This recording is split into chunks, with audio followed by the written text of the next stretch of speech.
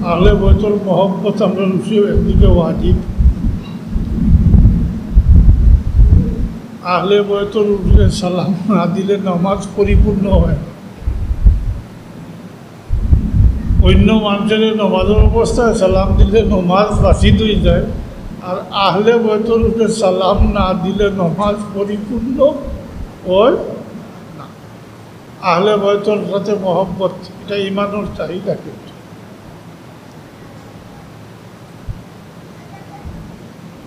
আমি শুধু যে আয়াত পড়ছি আয়াত শুধু অর্থ হইয়া শেষ করিলিয়া। আমি আয়াত পড়ছি কুল্লা আসআলুকুম আলাইহি আজরান ইল্লাল মাওয়াদ্দাতা ফিল কুরবা। কুরআন শরীফের আয়াত। আল্লাহ তাআলা হাবিবে ডাক দিয়া কইন, আমার হাবিব তারা জানাই দিও কথা, তারা হচ্ছে আপনার উম্মতরে, যে আমি তো আমার এই কাজের বিনিময়ে, আমার কোনো কিছুর বিনিময়ে তোমরা কাছে কোনো কিছু আমি চাই না, ইল্লাল মাওয়াদ্দাতা ফিল কুরবা, আমার আহলে বয়তের সাথে তোমরা মহব্বত ভালোবাসা একমাত্র। এই আয়াত নাযিল হওয়ার পরে সাহাবায়ে কেরামের মাঝে আলোচনা আরম্ভ হইল যে এরা খারা, যারা মহব্বত আল্লাহ আমরার উপরে ওয়াজিব করিয়া দিছে। তো সাহাবায়ে কেরামে আল্লাহ হাবিবে জিজ্ঞাসা করুন, আল্লাহ হাবিবে ফরমাইন আলী, হাসান, হুসাইন, এই চারিজনের নাম উল্লেখ করিয়া হইন এরাও আমার আহলে বাইত। ইন্নামা ইউরিদুল্লাহু লিইউযহিবা আনকুমুর রিজসা আহলাল বাইতি ওয়া ইউতাহহিরাকুম তাতহীরা। এই আয়াত নাযিল হইছে হযরত উম্মে সালমা রাদিয়াল্লাহু তাআলা আনহার ঘরে আল্লাহর হাবিব তাশরীফ রাখরা, ওই সময় এই আয়াত নাযিল হইছে। এই আয়াত নাযিল হওয়ার পরে আল্লাহর হাবিবের তলব করেন, হযরত আলী, ফাতেমা, হাসান, হুসেনকে তলব করেন। একেবারে দিগর একজনের পরে আরেকজন একে একে ঘরত দাখিল হইছে। এই সময় আল্লাহর হাবিব এমনই ডোরাকাটা খালা এক চাদর গাত দেওয়াত শরীর আসিল। সর্বপ্রথম হাসান রাদিয়াল্লাহু তাআলা আনহু ঘরত তশরিফ আনেন, বা হুসেন রাদিয়াল্লাহু তাআলা আনহু, দুইজন থেকে একজন আল্লাহর হাবিবে তার ডান দিকে চাদরের নিচে ঢুকাই দেয়। এরপরে এই দুইজনের মাঝে আরেকজন ঘরত তশরিফ আনেন, তান্ডেও চাদরের নিচে ঢুকাই দেয়। এরপরে পিছনে হইয়া তান্তানোর আম্মা যান সাইয়্যিদাতুন নিসা হযরত ফাতিমা রাদিয়াল্লাহু তাআলা আনহা ঘরত তশরিফ আনেন, তান্ডেও চাদরের নিচে ঢুকাই দেন। পিছনে হইয়া হযরতে আলী রাদিয়াল্লাহু তাআলা আনহু ঘরে ঢুকইন, তান্ডেও পিছন দিকে চাদরের নিচে ঢুকাই দেন। আর ঢুকাইয়া হাত তুলিয়া কইন, আল্লাহুম্মা হাউলাই আহলে বাইতি, আল্লাহ তুমি আমার আহলে বয়ত যারা তুমি পবিত্র রাখতে চাও, ওরা হইল আমার আহলে বয়ত। কেরা? আলী, ফাতেমা, হাসান, হুসেন। আল্লাহ তুমি যারা রে পবিত্র রাখতে চাও, ও এরা আমার আহলে বয়ত। আমার আহলে বয়ত যারা তুমি পবিত্র রাখতে চাও, এরা হইল আমার আহলে বয়ত। তখন হযরত উম্মে সালমা রাদিয়াল্লাহু তাআলা আনহা আরো ধরুন, ইয়া রাসূলুল্লাহ, আমরাও তো আহলে বয়তের সদস্য। আল্লাহর হাবিবের জবাব দেন, ও উম্মে সালমা, তুমি তাই তোমার অবস্থানের উপরে ব্যস্তর আছো, খয়ের আছো, ভালো আছো, অর্থাৎ তুমি তাই আজওয়াজে মুতাহহারাতের মধ্যে তোমার অবস্থান তোমার জায়গা উত্তম। আল্লাহর হাবিবে খাস করে দিয়েছেন আহলে বয়ত হইতে। এই পর্যন্ত আহলে বয়ত হইতে হাসান হুসাইন রাদিয়াল্লাহু তাআলা আনহু থেকে লইয়া হযরত আলী, ফাতেমা থেকে হাসান হুসাইন, এই বংশ যেটা চলিয়া, আর ওটা হইল আল্লাহর হাবিবের আহলে বয়ত। তো যারা আল্লাহ পবিত্র রাখতে চাইছে, আল্লাহ তারা পবিত্র রাখছই, তারা আর যারা মহব্বত আমরা রূপে ওয়াজিব। খালি তো তা নয়, এরা একদিকে সাহাবী, একদিকে আহলে বয়তের সদস্য।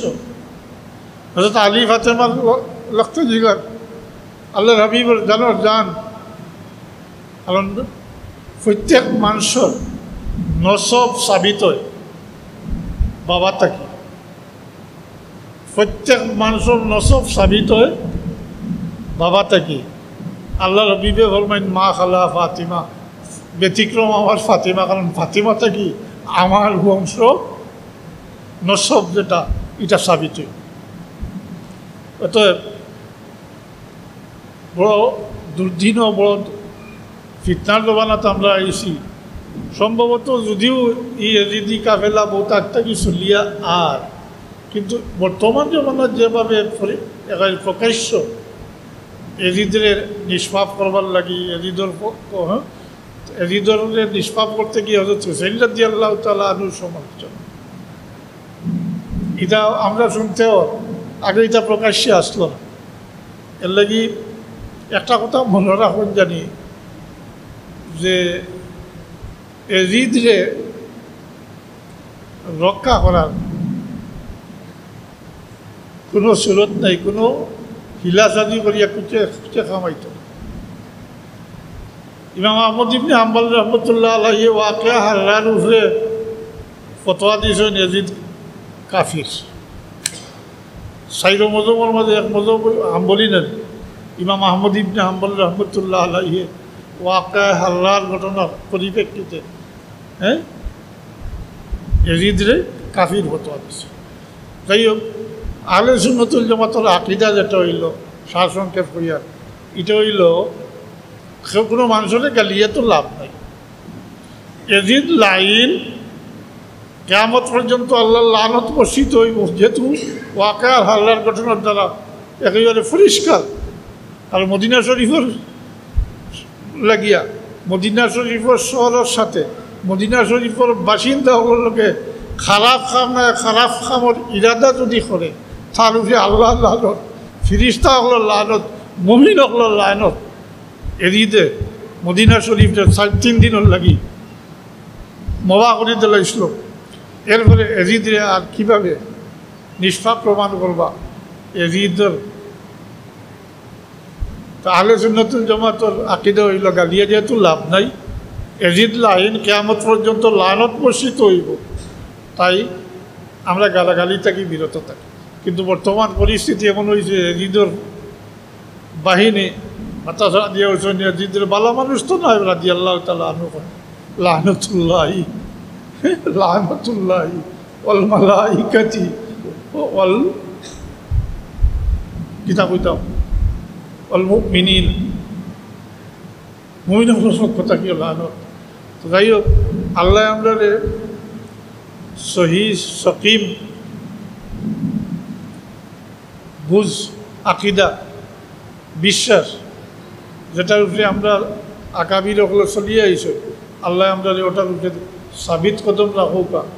আর এই সমস্ত ফিতনার থাকি বাঁচিবার লাগিয়া যথাসাধ্য চেষ্টা করা দরকার। আজ যতটুকু শুনছেন আপনারা উপরে দায়িত্ব হইব। এখনকার জেনারেশন যারা এটা মহফিলাই তো বয় না, ফেসবুক ইউটিউব আপনারা যারা শুনছেন যেটা বাচ্চান ধরে শিখাউকা জানাউকা। আমরা আপনারা সময় সময় ডাকি, নিজের ব্যক্তিগত কোনো স্বার্থ নাই, আল্লাহে কোনো স্বার্থ নাই।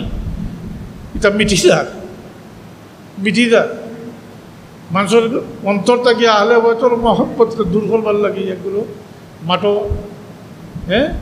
এহুদি খ্রিস্টান ওগুলোর টেকা মাটো চষিয়া বেড়াইতরা। এই অবস্থায় যদি আমরা বই থাকি, আমরা বাচ্চাইতে অদূর ভবিষ্যতে আপনার বাচ্চাইতে ইটা দিন তারিখেরও কোনো খবর রাখতে নাই। এর লাগে সময় সময় আপনারা আমরা ডাকি আহ্বান করি সারাদিন। আল্লাহ আপনারা এই জমাবারে কবুল হরৌকা আর হুনারে কবুল হরৌকা। কিন্তু দায়িত্ব হয়ে গেছে আপনারা যেহেতু ফিতনার দেওয়া না, এটা গরফ ফসাই দেওয়া।